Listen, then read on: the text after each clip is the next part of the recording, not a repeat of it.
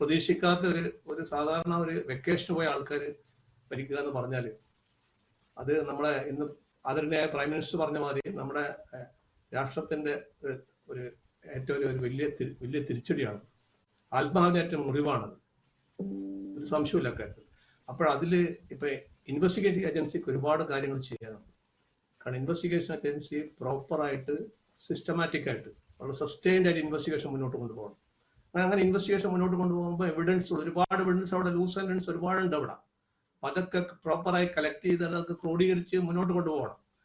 അത് മാത്രമല്ല, അങ്ങനെ ആ തെളിവുകളൊക്കെ ശേഖരിക്കുമ്പോൾ സ്വാഭാവികമായിട്ട് ഈ തെളിവുകളാണ് നമ്മൾ ഇന്റർനാഷണൽ കമ്മ്യൂണിറ്റി മുന്നിൽ വെക്കാൻ പോകുന്നത്.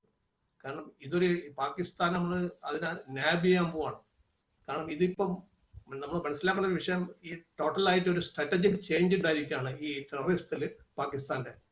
കാരണം പാകിസ്ഥാൻ സാധാരണ അറ്റാക്ക് ചെയ്യുക വൈറ്റൽ ഇൻസ്റ്റലേഷൻസ് അല്ലെങ്കിൽ മിലിറ്ററി ഇൻസ്റ്റലേഷൻസ് അല്ലെങ്കിൽ നമ്മുടെ BSF ജവാൻസ്, CRPF അല്ലെങ്കിൽ മിലിറ്ററിയാണ്. പക്ഷെ നിരപരാധികളായ ആൾക്കാർ ആദ്യമായിട്ടാണ്. അപ്പൊ ഒരു സ്ട്രാറ്റജിക് ചേഞ്ച് തന്നെ അവർ വരുത്തിയിരിക്കുകയാണ്. അതിന് പല കാരണങ്ങളുണ്ട്. അപ്പൊ ടൈമിങ്, പിന്നെ അവിടുത്തെ നോർമലസി വന്നുകൊണ്ടിരിക്കുന്ന ഒരു സമയമാണ്. ശ്രീനഗർ ആയാലും കശ്മീർ ആയാലും വളരെ നോർമലസി വന്നിട്ട് വളരെ വളരെ ഒരു നോർമലായിട്ട് സാധാരണ സംസ്ഥാനം മാതിരി കശ്മീരും ഏരിയയൊക്കെ മാറിക്കൊണ്ടിരിക്കുകയാണ്. അപ്പൊ അതിന് സ്ട്രാറ്റജിക് ചേഞ്ച് നടത്തിയിട്ടാണ് ആ ഒരു വല്ലാത്തൊരു സമയമാണ് അവർ സെലക്ട് ചെയ്തിരിക്കുന്നത്. അതിന് ഒരുപാട് ക്രൈറ്റീരിയ ഒക്കെ ഉണ്ടായിരിക്കും.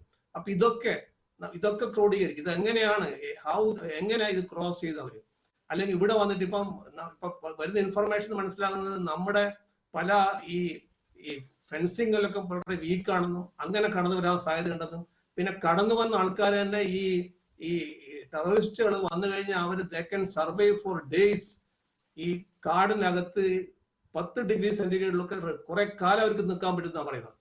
അപ്പൊ ഇതൊക്കെ ഇത്തരത്തിലുള്ള ഒരു വളരെ മിലിറ്റന്റ് ആൾക്കാർ ചെയ്ത കാര്യങ്ങൾ, ഒരുപാട് എവിഡൻസുകൾ കളക്ട് ചെയ്യാൻ ബുദ്ധിമുട്ടാണ്. കാരണം ആ എവിഡൻസുകൾ നമ്മൾ അത് ക്രോഡീകരിച്ച് കൊണ്ടുവരണം. ഡിജിറ്റൽ എവിഡൻസ് ആയാലും അവരുടെ പ്രസൻസ് ആയാലും ഇത് ആരാണ് എന്താണ് എന്ന് മാത്രമല്ല, ഈ എവിഡൻസുകൾ നമ്മൾ ഒരു കോടതി മുമ്പാകെ സമർപ്പിക്കേണ്ട എവിഡൻസ് ആണ്.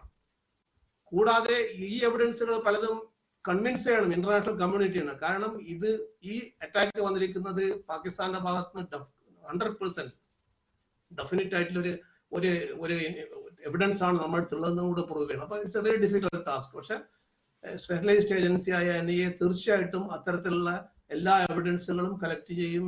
ഇതുമായി ബന്ധപ്പെട്ട എല്ലാ ലൂപ്പ് ഹോൾസും എല്ലാം കൂടി കണക്ട് ചെയ്ത് നല്ലൊരു ബ്യൂട്ടിഫുൾ കേസായിട്ട് ബഹുമാനപ്പെട്ട കോടതി മുമ്പാകെ സമർപ്പിക്കാൻ പറ്റും.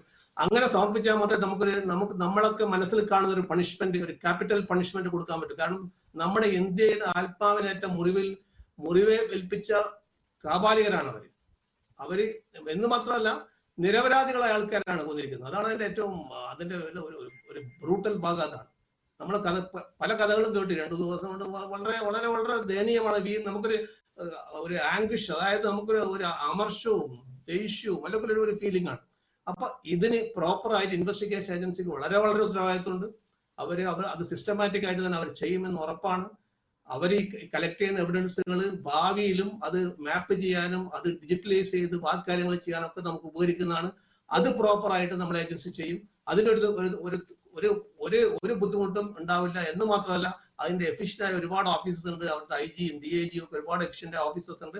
അതിന് കൂടാതെ NIAക്ക് ഇപ്പം അവിടെ യൂണിറ്റ് തന്നെ ഉണ്ട്, പുതിയൊരു യൂണിറ്റ് തന്നെ സ്റ്റാർട്ട് ചെയ്തിട്ടുണ്ട്. അപ്പൊ സ്വാഭാവികമായിട്ടും കശ്മീരിൽ നമ്മളൊക്കെ ആഗ്രഹിക്കുന്ന തരത്തിലുള്ള ഒരു എവിഡൻസ് കളക്ഷനും നമ്മളൊക്കെ ആഗ്രഹിക്കുന്ന തരത്തിലുള്ള ഒരു ട്രയലും ഒരു ക്യാപിറ്റൽ പണിഷ്മെന്റും കിട്ടുമെന്നാണ് ഞാൻ പ്രതീക്ഷിക്കുന്നത്.